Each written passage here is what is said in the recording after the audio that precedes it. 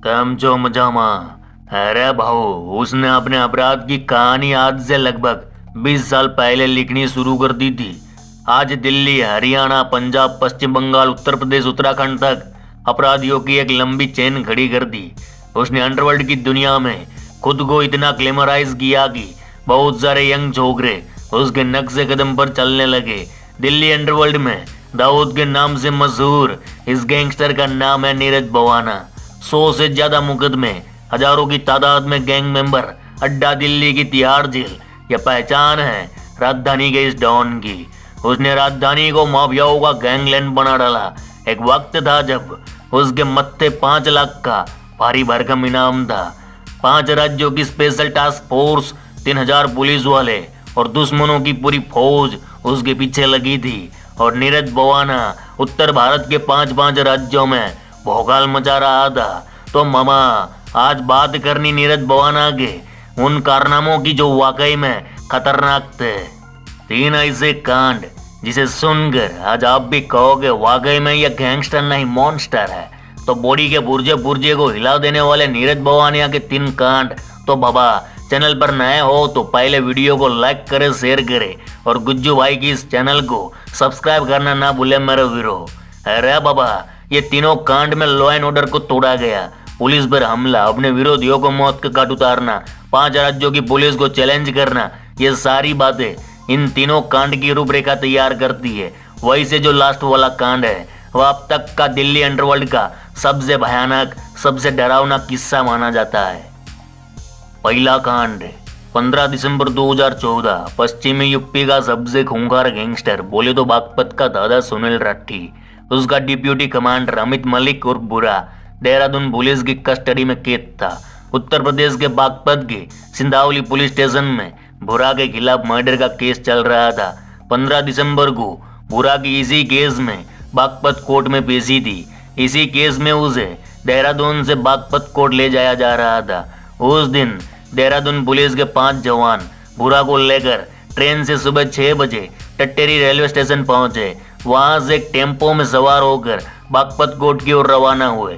Tempo का नाम था गणेश टेम्पो। टेम्पो जब बागपत के राष्ट्रवंदना चौक पहुंचा तो वहां से 2 और लोग उस टेम्पो में चढ़े। उसके बाद टेम्पो जैसे ही कृष्ण ज्योति पब्लिक स्कूल पहुंचा, वॉच टाइम पर पीछे से आ रही बड़ी रफ्तार से एक स्कॉर्पियो ने टेम्पो को टक्कर मार दी। उसमें से दर्जन भर खूंखार दरिंदे उतरे, हाथों में कट्टा पिस्तल। पुलिस वाले कुछ समझ पाते, अंदर बैठे 2 लोगों ने पुलिस की आंखों में मिर्च पाउडर फेंक दिया। ये दोनों वही थे जो कुछ देर पहले टेम्पो में सवार हुए थे। बदमाशों ने अक्के टेम्पो को चारों ओर से घेर लिया, मानो पूरा टेम्पो हाईजेक। पुलिस वालों को बंदूक की नोक पर बंदी बनाया गया। उनके AK-47 और असले कार्बाइन लूट लिए गए और बुरा समेत अक्की टोली धुएं की तरह हवा में गायब। और पुलिस वाले देखते रह गए।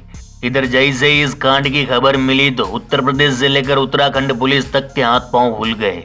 और इसी वारदात के बाद बुरा दोनों राज्यों का मोस्ट वांटेड क्रिमिनल बन गया। लेकिन यहाँ पुलिस के लिए चुनौती तब सामने आई जब इस वारदात में दिल्ली के खूंखार गैंगस्टर नीरज भवानिया का नाम सामने आया। क्योंकि बुरा को छुड़ाने आए हमलावर और कोई नहीं बल्कि नीरज भवानिया और सुनील राठी के लोग ही थे। अब बात करें नीरज भवानिया के दूसरे सबसे बड़े कांड की। उस दिन नीरज भवानिया दिल्ली पुलिस के हाथों मरते मरते बचा था। आज से 10 साल पहले की बात है। नीरज भवाना नरेला विधानसभा क्षेत्र के तत्कालीन विधायक सतिंदर सिंह से 50 लाख की रंगदारी मांगने के मामले में तिहाड़ जेल में बंद था। साल 2013 में पैरोल पर बाहर आया। कुछ दिनों बाद उसे तिहाड़ लौटना था लेकिन फरार हो गया। इधर पुलिस परेशान हो गई क्योंकि पुलिस को शक था कि अगर ये लौटा नहीं तो अक्की दिल्ली में आंधी उठेंगी। फिर शुरू होता है लुक्का छुपी वाला खेल। पुलिस को मुखबिरी मिलती है कि भवानी आज किसी को टपकाने आने वाला है। जब तक पुलिस वाले वहां पहुंचते तब तक वह अपने दुश्मन के काड़जे में पित्तल की गोली ठोक के फरार हो जाता। अब आलम यह था कि कभी दिल्ली तो कभी हरियाणा, पंजाब, कर्नाटक, उत्तर प्रदेश, उत्तराखंड, बैंगलोर, गुजरात में उसके नाम FIR दर्ज होती। इधर देश के आधे राज्यों की पुलिस को इसकी तलाश थी। लेकिन वह पुलिस से 2 कदम आगे चलता था क्योंकि वह क्राइम की पाठशाला से टॉप करके आया था। पढ़ने लिखने की उम्र में वह क्राइम की डिक्शनरी का उस्ताद बन चुका था। उस्ताद बनते ही बना बुकी। बुकी से गैम्बलर और गैम्बलर से बन गया गैंगस्टर। उसके मत्थे 100 से ज्यादा गुनाहों के धब्बे लग चुके थे, क्योंकि उसे बनना था राजधानी का डॉन। वह खोपला करके नहीं आया था, अरे मामा, वह मेरिट से आया था। खैर, इधर दिल्ली पुलिस उसके गुनाहों की लिस्ट तैयार कर चुकी थी। उस लिस्ट में 100 से ज्यादा जुर्म के काले कारनामे थे।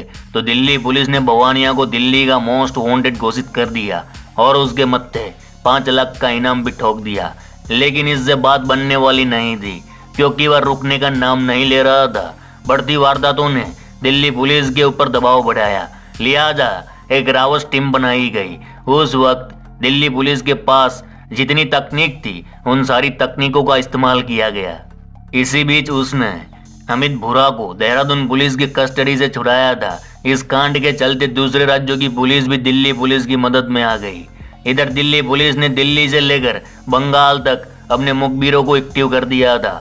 साल था 2015 का, अप्रैल का महीना। देर रात दिल्ली पुलिस के सर्विलांस रूम में फोन की घंटी बजती है। फोन रखते ही दिल्ली पुलिस के खेमे में देर रात हड़कंप मच गया। फोन में दी गई जानकारी दिल्ली पुलिस के बड़े बड़े अफसरों को दी गई। वह जानकारी क्या थी मालूम? तो सुनो बिड़ू।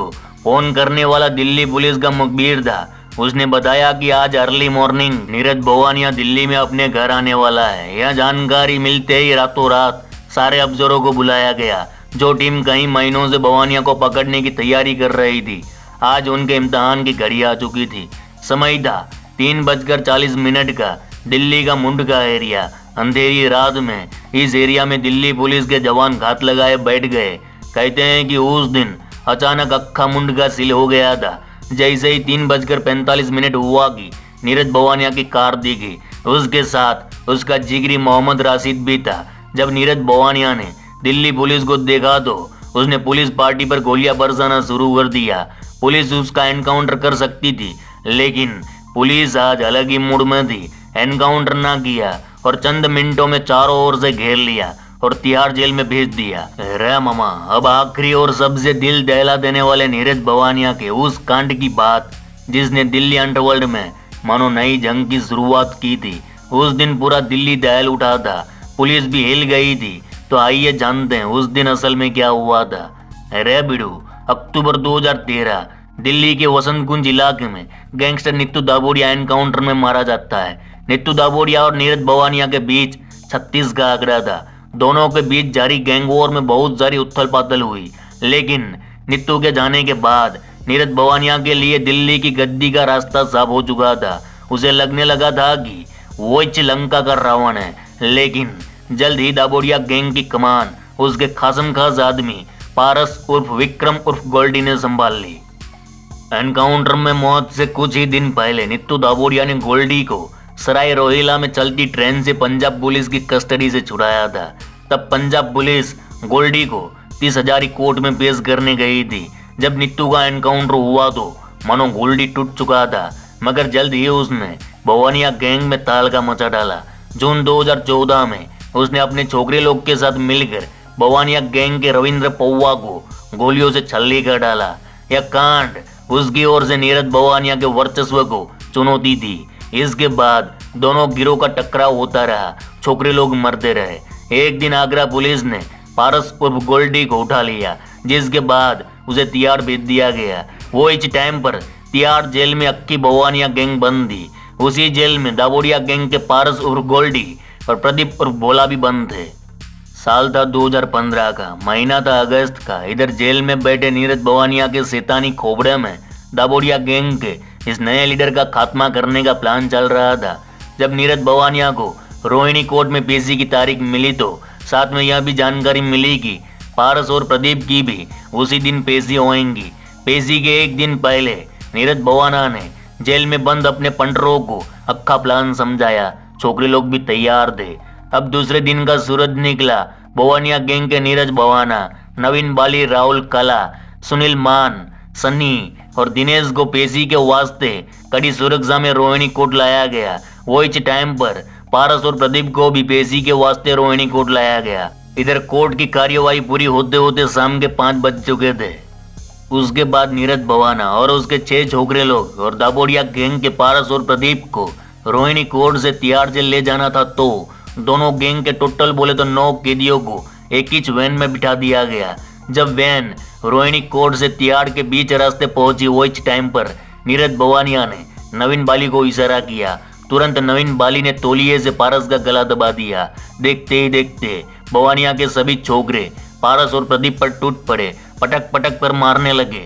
दोनों को नीचे गिराकर मुंह पर लात घूसे बरसाने लगे। दोनों के सिर को बुरी तरह कुचल दिया गया। भवानिया गैंग मानो दानव बन चुकी थी। वैन में मौजूद सभी के मत्थे मानो खून सवार था। पारस की आंख बाहर निकल आई। जब तक वैन में मौजूद पुलिसकर्मी कुछ समझ पाते, उससे पहले ही पारस और प्रदीप की मौत हो चुकी थी।